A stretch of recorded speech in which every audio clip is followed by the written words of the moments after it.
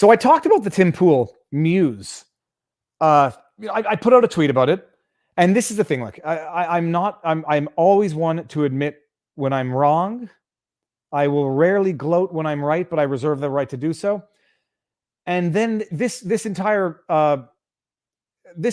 story illustrates why no one should ever give online legal advice, over the phone legal advice, quick legal advice. Everything about the practice of law requires facts, details, knowledge. You need to know the facts. You need to know the applicable law. You need to know the details. And so someone says it's a simple question. I didn't pay my landlord rent. Can he kick me out? It's like, okay, well, ordinarily no, because in Quebec, tenants have the right to retain occupancy. And then you find out, oh yeah, I've also there's a judgment rendered against me, or an eviction notice, or he wants to repossess the unit for his family, or I got a court order saying he wants to repossess the entire unit for major reform. Can't give legal advice. Don't do it. So when a cute question comes up, Tim Pool puts out a tweet and says, let me see if I can actually pull up that tweet. Says, I'd like to talk, Muse, because I'm not playing the video because I don't want to get in trouble. I have no doubt I would, from the music company thing, Viva Fry. When Tim Pool puts out a tweet and says, I'd like to talk to you, Muse, because your image art looks very similar to mine on a song that bears the exact same title. And here we go. We have some questions. And one is, this is Tim Pool's Will of the People, original song. It's from a year ago. And then you have Muse, Will of the People, new album teaser, published on his birthday. We'll get to that in a second, because those are some of the details, some of the facts that if you're going to prepare an argument as counsel, you're going to build a narrative, you're going to create a storyline. These are details that you should know. May not be relevant, may not be germane, as we say in law. But if you're going to make an opinion and you're going to craft a narrative, you got to have the facts. So Tim Pool put up the song Will of the People over a year ago. Great song, great video, very reminiscent of Flowbots, Handlebars. I like it. Muse announces their new album called Will of the People. Apparently there's going to be a track called Will of the People.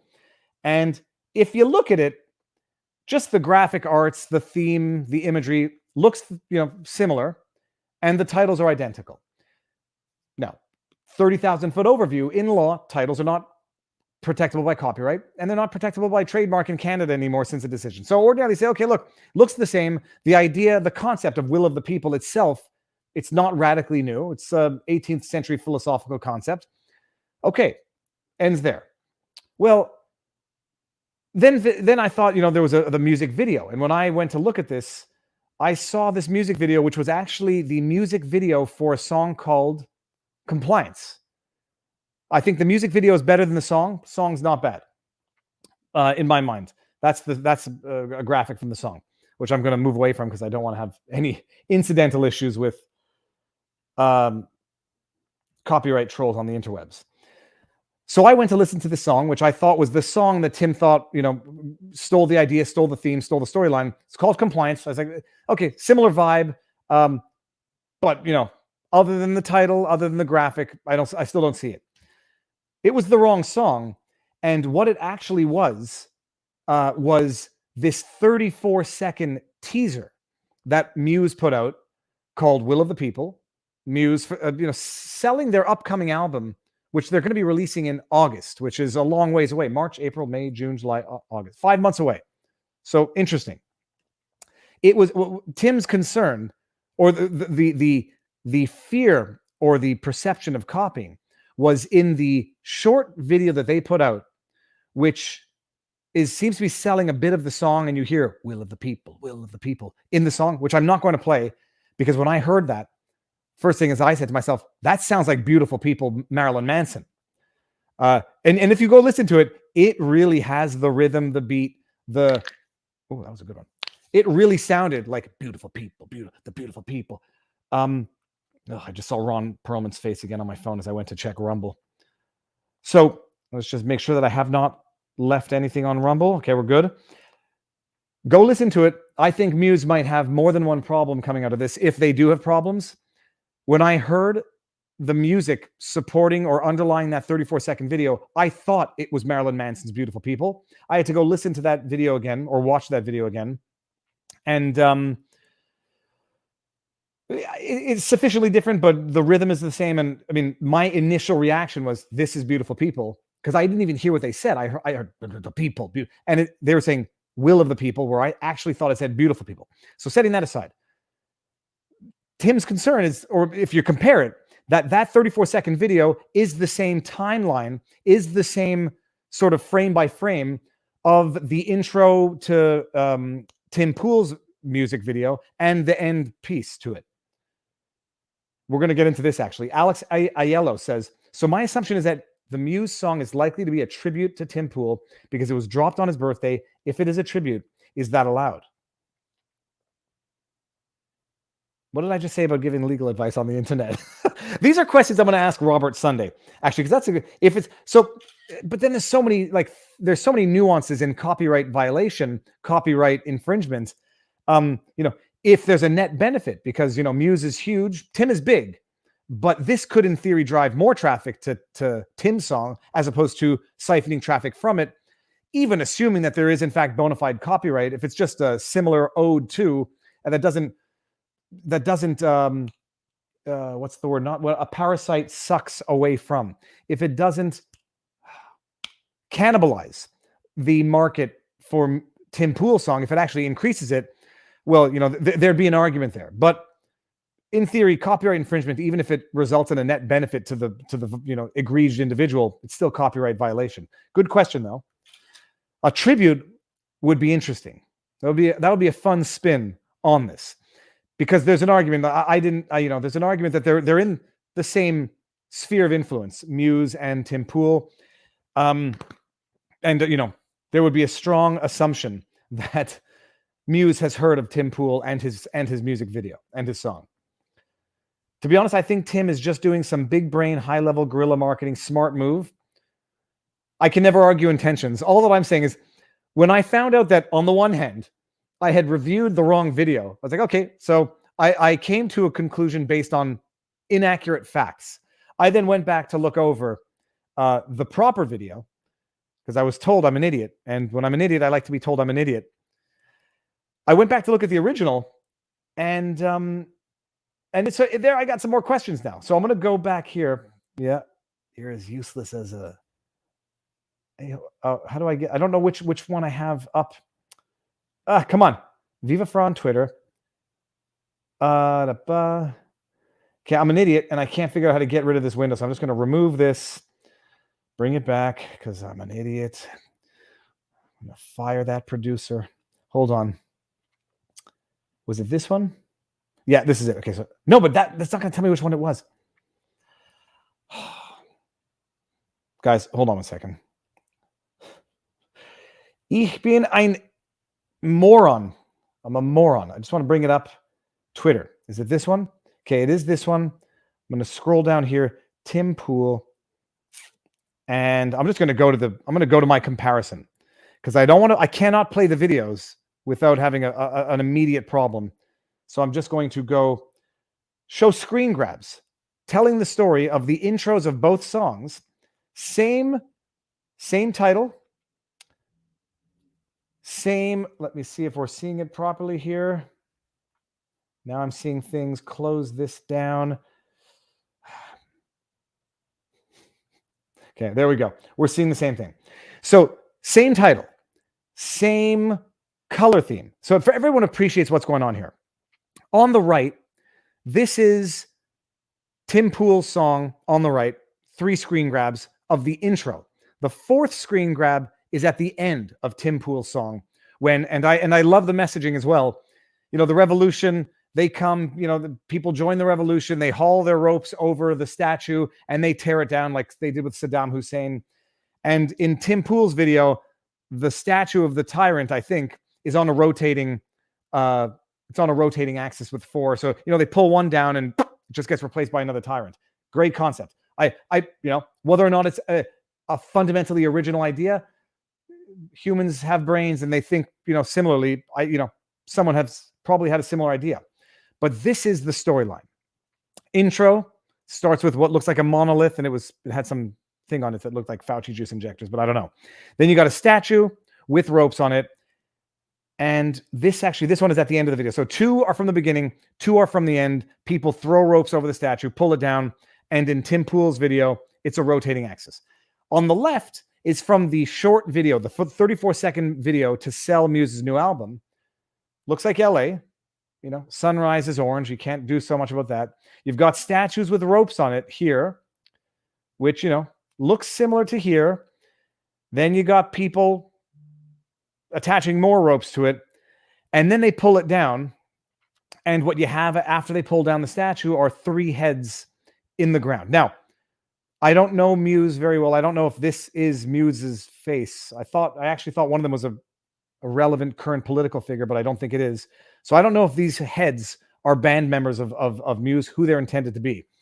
So here's the question, people.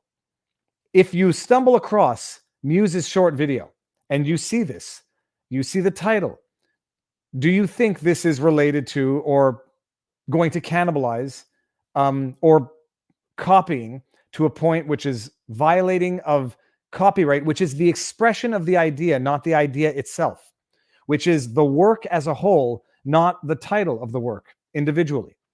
Is there infringement? Visually, it looks, let me just go see actually what the chat is thinking here. Visually, it's interesting. Visually, I can now see, I won't say an argument, but I can now see the argument. Tim has 2 follow-up songs, novels, and a movie with the will of the people concept in the works, though. Something is hinky. Muse singer is in the Alex Jones fans. This dude knows what he's talking about here. Likely he has heard Tim's content. Now that you've said it, this is my understanding as well. That it's going to be part of a trilogy or a series, and in which case there's different laws at play. Individual work is one thing, part of a series is another. Star Trek, for example. Something hinky. Muse singer. I never knew Muse was an Alex Jones fan, but now that I know that, and I know that I was told this is true by other people as well, undoubtedly, it's going to be very hard for him to say I've never heard of Tim Pool or his song.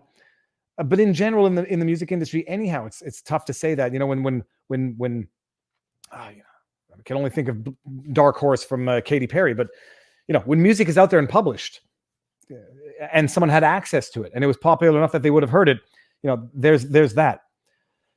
Let me see here. 100th Monkey, don't cut the hair. Okay, I'm gonna go see I'm confused. Only Tim can conceptualize statues coming down. So then the issue is one element is different than the work as a whole. And this was my reflex as well. Title, will of the people is not an original concept. Pulling down statues, it's not an original concept. It's iconic of revolution. A story of people approaching a statue at the rise of dawn with an orange sunset behind in a dystopian post-apocalyptic universe, strapping ropes to it and pulling it down. Are we getting there? I mean, is that a unique story? Is that a unique expression of an idea that is protected? I've been told that Muse has the best live shows ever. Having not been able to do them for the last little while, I can imagine that might hurt someone. Well, gosh, who cares about Tim Pool? Well, look, we're not going to talk about the slap. This is interesting. But this is interesting not just because of Tim Pool. This is interesting because of the subject matter, but it also highlights the importance of you need to know the facts before you can even issue any sort of legal opinion. So there's that. So that's the storyline. Then you get into if you're a lawyer in the file and you want to craft a narrative, Muse or Alex Jones fans, undoubtedly they heard of Tim Pool. They released this on March 9. On a Wednesday, which is interesting, 5 months ahead of the release of the album, which is interesting. Maybe they're going to release singles along the way, so that might explain the delay. The delay is interesting. The fact that they released it on what is Tim Pool's birthday is interesting. So there's a story in there. And now the funny thing though is I'm going into it, and I said Exhibit 2. Muse might not only have problems with Tim or beautiful people, Marilyn Manson. There's only so many ways to make a mask, but the mask that I saw in the intro video looked a lot like the mask in Squid Game. I mean, and chat, you tell me if I'm seeing things. And maybe this, no, I don't. Is that on the same thread? Oh yeah, there you go. The Oscar mask. No, but hold on. And then how do I get to? There was Exhibit 3, which I can't seem to find. This is why I should just retweet and not. Here we go. And Exhibit 3. To be fair to Tim Pool, and just to show you, like certain images are iconic. Are these sufficiently? Are the two on the left and the right, which is Muse's and Tim Pool's, sufficiently similar compared to other stuff that has existed? So these are the questions that everyone has to ask when you get into legal battles. But you can hear certain details, which can cause you to be very curious. And if you go watch the intro video, if you go watch the promo video for Muse and compare it to Tim Pool's intro and end video of his song, Will of the People, same song, same effective storyline, same coloring, same concept, save and except for Tim Pool's revolving statues at the end as opposed to Muse's 3 faces in the ground. Do you have an argument? That's pretty much it for that, anyhow. So that's we'll see where it goes. I'm gonna talk about it with Robert because, like, I sometimes I trust my own opinion, and other times I'm always interested in getting the opinion of people who I think are smarter and definitely more experienced than me. So we'll do that. It was an homage to Tim Pool's work. Shouldn't Muse at least let him know? If it were an homage, shouldn't they at least let him know they copied him, or reply to a tweet at least? One would think so. One would think so. Okay. Well, that's that. Viva Fry, each element on its own is one thing, but once all of those are combined, it's a different thing. And that's the catch of copyright law, is you don't take any one element in abstractum. It's the work as a whole. So that's going to be the question. But then the idea is, even the work as a whole, is it sufficiently original to qualify for copyright protection as an original work? Anyways, it's interesting, and that's why, that's the thing. One way or another, maybe it's a marketing ploy for Muse, who's been out for the last little while, and like we saw when Nike sued Lil Nas X over the blood shoes. Was it Lil Nas X or was it? Yeah, it was Lil Nas X. When they sued over the blood shoes, I think everyone made out like bandits there. The people who made the limited editions, Nike, Lil Nas, that was a win-win-win through the judicial system. It was a win-win-win-win. Because Nike won, Lil Nas won, those shoes sold, the lawyers won, even the court system won because they got it right and their resources were used. Yeah, but then maybe Tim Pool agreed to it and maybe he's pretending not to. I don't think so. Tim Pool is a big, tiny okay, sorry. I assume that's a joke because anybody who thinks the size of one's genitalia is an indication of anything, even as a joke. Yeah. So that's it. What else is there? Do I go back? Do I dare go back to the Twitter feed? Let me just go back to my Twitter feed for 1 second and see if there's anything I left out in my notes. See if Ron Perlman blocked me like Kathy Griffin. The people who can put out the most controversial, in-your-face stuff, appeal to First Amendment rights, themselves cannot stand the slightest bit of pushback on their fragile egos. That was my response to Marjorie Taylor Greene. Love to have her. I said I'd love to have her on for a sidebar or a stream, but what happened with Tim Pool contemporaneously with interviewing Marjorie Taylor Greene was interesting. Okay, I think that's about it. Let's see if there's any questions in the chat before we wind up. 2:15. Good. Oh God, yeah. My Twitter feed is my diary. And I put out a clip on Viva Clips for anybody who's not watching that there. Let us shut this down, and I'll go to see if I've got any questions in the chats that I can answer that are not necessarily super chats. Oh, yeah. Well, so Alan Dershowitz put out a video yesterday, a live stream. Did Will Smith commit assault? I have to go see it because if the answer is anything but yes, I'll have a great problem with Alan Dershowitz's argument. But I have no doubt the answer is going to be, of course he did. Unless Will Smith identifies as someone who did not commit assaults. And then I'd be curious to know what Alan Dershowitz thinks about that, given his recent post on Twitter. It turns out we thought you couldn't change genders, but now you can because I said so. Well, if you can change certain statuses. Can you change your status of someone who committed assault to someone who didn't because you identify that way? Tim should have you on next time MTG is on his show. That would be funny that we could do that. Hey, I'll tweet it. I'll tweet it out to Tim. Wouldn't mind going back on anyhow. It was a good excuse for a long road drive and seeing the country again. I want to hear what you think about Melanie Joly's mandate to censor internet propaganda. Never let a good crisis go to waste. Never let a real crisis go to waste. Never let a manufactured crisis go to waste. Never let the opportunity to manufacture a crisis go to waste. I'm thinking Ottawa protest. And never let someone else's crisis go to waste. Yeah, okay. Melanie Joly, for those who don't know, hold on, let me just get it up. I could only find the tweet in BlackRock from a BlackRock. The Twitter feed is called BlackRock. I don't want to go to Twitter. I want to go to Google.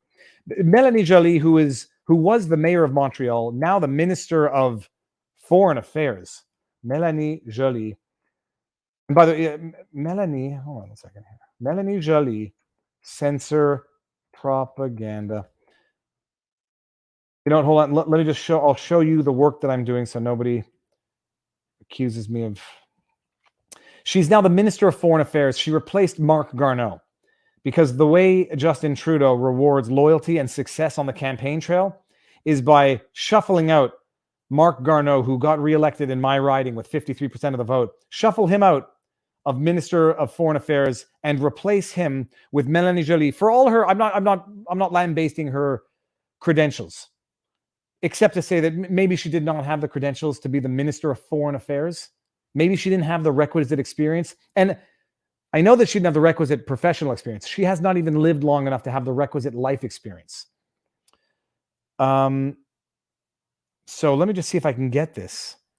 National Post, March 21st. This might be it. Oh, it's here. Black Locks. Sorry. I don't know who this is. Black Locks. Let me just see here. That was the tweet. 22. The only reporter owned and operated newsroom that covers the capital without politics or punditry. All original content. Subscription $315 a year. Nothing wrong with getting paid for the work that you do and asking to get paid for the work that you do. I will follow that when I get back to my non-incognito. It says Canada needs wartime censorship of internet. Melanie Joly tells MPs. My mandate as Canada FP, foreign policy, okay, is really to counter propaganda online. Oh, really? Can I pull up a Billy Madison meme? Oh, really, fool? Really? Yeah. Okay. Let's just go get an article. I'm going to go get an article from the National Post, not because I don't trust Black Locks. I don't know them well enough to trust them. The Paradise, I don't know either. The Toronto Sun. Okay, here we go. I'm not pulling a hierarchy. I'm going to go look into Black Locks and follow them, but I'll take one that we can't disagree with or that nobody's going to attack the credentials of. Editorial, more liberal online censorship. We know Bill C-10. I've talked about it. The law that didn't make it to the Senate because they prorogued Parliament or they ended the session. Bill C-10 was intended to govern the interwebs the way radio and television is governed by the Broadcasting Act or the Broadcast Act. Treat social media platforms, treat people's social media profiles like broadcasters and subject them to the provisions of the Broadcast Act. All right, the last things Canadians need is even more attempts to censor and regulate their social media, yet the Liberal government is once again hinting they're going to do just that. Experts already have their concerns about a controversial piece of legislation now known as Bill C-11, because I guess it follows Bill C-10, which died in the Senate because the session ended and the bill never got passed, so they got to start from scratch. I presume it's gonna hump on the back of that Bill C-10. There was a great uproar when the bill was first introduced that the government was planning to censor Canadians' social media, we wrote last month. While the government denied this, experts maintained the bill would have this very effect. By the way, just so we're clear on something as well, Minister Guilbeault, Minister of Heritage, the guy who was arrested once upon a time for scaling the CN Tower to protest climate change or whatever, he at first came out and said Bill C-10 is not intended to govern individual social media accounts. They said it's not intended to do that. But for those of you who have been on this channel for long enough or paying attention, at one point that was a concern. And at one point, when they were drafting Bill C-10, they included a specific exclusion to say that Bill C-10, which would be an amendment to the Broadcasting Act, would not cover people's individual social media accounts. They included an exclusion specifically excluding social media accounts. In the dead of night, the Liberal government removed that exclusion. And then when Guilbeault, the Minister of Heritage, was being grilled on this, he says, they were saying, well, why did you remove the exclusion? Look, it doesn't matter. We don't want to do that anyhow. He says, yeah, but it was, I forget the reporter's name. If anybody knows, he's great. He says, yeah, but at one point it was included. And then at one point you removed it. If you have no intention of governing individual social media accounts, why did you remove the exclusion that was included to specify that exclusion? He had no good answer, and for good reason, because shortly thereafter, they ultimately concluded and they ultimately admitted, yeah, it's going to apply to social media accounts if they're big enough to qualify as broadcasters because they have to pay their fair share. They admitted after initially denying, after initially explaining, don't worry that the exclusion that was included was then subsequently excluded in the dead of night by the Liberal government. Don't worry about it. It's not intended to govern social media accounts, individuals. They then admit later on, yeah, if they're big enough, it will. Liars. They're just liars. There's no other way to put it. So it's the same cat and mouse game here, it seems. Law professor Michael Geis explained in a blog post that's appropriately headlined, not ready for prime time, that, quote, for all the talk that user-generated content is out, the truth is that everything from podcasts to TikTok videos fit neatly into the new exception that gives the CRTC, that's the governing body under the Broadcast Act, Canada Radio Television Communications, the power to regulate such content as a program. It's the same argument. They're not broadcasters unless they're big enough. We don't want to target individual accounts. We won't. Okay, we will if they're big enough and they qualify as broadcasters. This new bill means your online postings may soon be subject to government censorship. Surprise, surprise. It's crap. It's just crap, people. Last week, Foreign Affairs Minister Mélanie Joly appeared before a House of Commons committee to discuss Russian disinformation. Yeah, they discuss Russian disinformation. Don't discuss Canadian disinformation. Don't discuss CBC. Posted that fake article, fake news on Engelhardt, the protester who regretted joining the protest. Bunk story. Don't talk about CBC state-funded media. Talk about Russian state-funded media. It's well known that President Vladimir Putin uses information warfare. Hashtag confession through projection. It's probably true, but it's still true of the Trudeau government, and we know it in real time. This is true whether it comes to manipulating the narrative. Hashtag confession through projection. Around the war in the Ukraine, that's just the variable, mutatis mutandis, or just pushing Russia's talking points. We literally just saw CBC do that with the healthcare system. Canada is pushing back, such as how the Canadian Radio, Television and Telecommunications Commission has banned the station Russia Today, also known as RT, from being offered in Canada. Leave it. The only way to punish a tyrant is to become a tyrant. What does this have to do with domestic censorship? Good question. We don't think it does. We think you should be able to push back against Putin's misinformation while still safeguarding Canadian freedom of expression. Okay. Yet Joly offered some chilling remarks that suggest the Liberals may use the invasion of Ukraine as a pretext for their domestic agenda. Social media companies need to do more, Joly said at committee. They need to make sure they recognize states have jurisdiction over them and that they're not technology platforms, but they're content producers. I mean, I might agree with this under certain circumstances, but it is our way collectively to make be careful, people, when you see that word, to make sure they can really be able to have strong democracies in the future. The best way to have a strong democracy is obviously to censor information. It's obviously to silence free speech. That's how you make strong democracies. In China, maybe. And I'm saying that only as the example because Justin Trudeau has been so vocal in his praise for that basic dictatorship. Yeah. The collective way to ensure that you have strong democracies is to suppress freedom of speech. Let that Orwellian doublethink sink in. This war is being fought with 21st century tools, including social media. Yeah, it's never happened before. That's quite a stretch to suddenly switch gears from Putin to talking points about all social media. Canadians should be concerned. Agreed. Anyways, it's garbage. It's obvious garbage. It's garbage from the liberal government that just wants to control every aspect of every individual's lives, from birth to death, to make them dependent on the government, to make them feel dependent psychologically, emotionally, spiritually, financially, to make them think that they can't live without the government. The liberals' relationship with citizens is the quintessential paradigm for an abusive relationship. You literally have the government saying, you can't live without me. If you try to leave me, I'm going to punish you. I control what you see, what you hear, who you talk to, who you see when you leave your house. It is the paradigm of an abusive relationship. Oh, yeah. Okay. That's that. What else? Any other questions? So yeah, it's garbage. Bill C-11 to be followed. Love to have Jordan Peterson on one day to talk about it sooner than later. I should probably reach out on the social medias. It's a consequence of our youth-obsessed culture that we have people in charge with no wisdom and zero life experience. When I read Justin Trudeau's life experience, and it's not to be belittling or demeaning, teaching is important. And if it's teaching drama or teaching gym, it's important.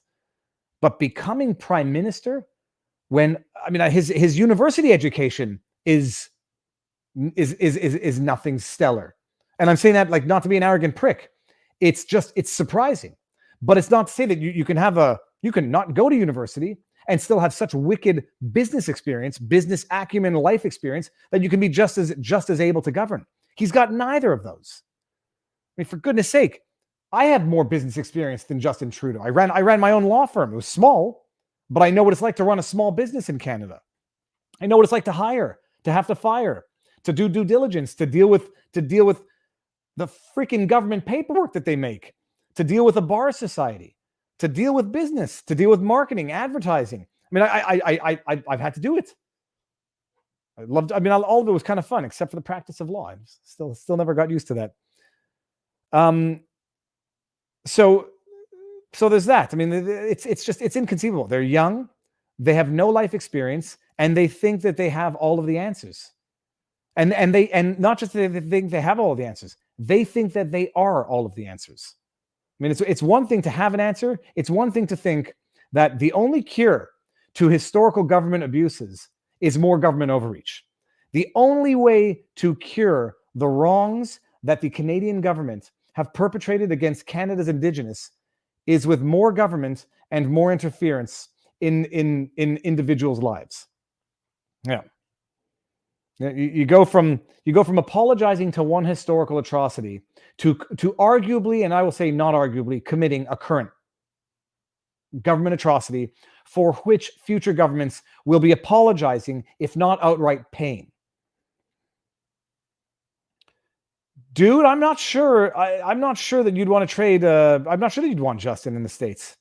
I mean, the only saving grace about Justin's incompetence as a leader is that Canada it's a smaller country than the States. Can you imagine if Justin Trudeau had the voice of Joe Biden in the context of the Russian war in Ukraine? My goodness. Okay, I won't go further with that. Okay, I'm going to just try to read some chats, but I'm going to try to read them before I bring them up so I don't get myself in trouble. James O'Keefe. What happens when a government just runs amok? It's out of control. Salty Army here. Booyah. Oh, you might see me. You might see me on Krigley soon. Yeah, Krigley. Oh, is it Krigley or Krigler? I know. I've ingrained the wrong name in my head. But you might see me on. I don't want to be disrespectful. Hold on. I've traumatized myself. Adam Krigler. Yeah. It'll probably be happening sooner than later. Okay, let's see if I can get some chats here. Yep. Okay. I will. Well, let's see. It's these. I can't read as fast. No, but if Tim Pool put out a book that said "Where's Timmy," and it was Tim with a beanie and glasses hiding behind things, I don't know. There might be a problem. But I don't know what the animosity is against Tim. He's a good, hardworking, and until proof to the contrary, my experience is honest individual, honest journalist. But I guess when you reach 1 million+ people, There's going to be people who don't like you for things that you've said.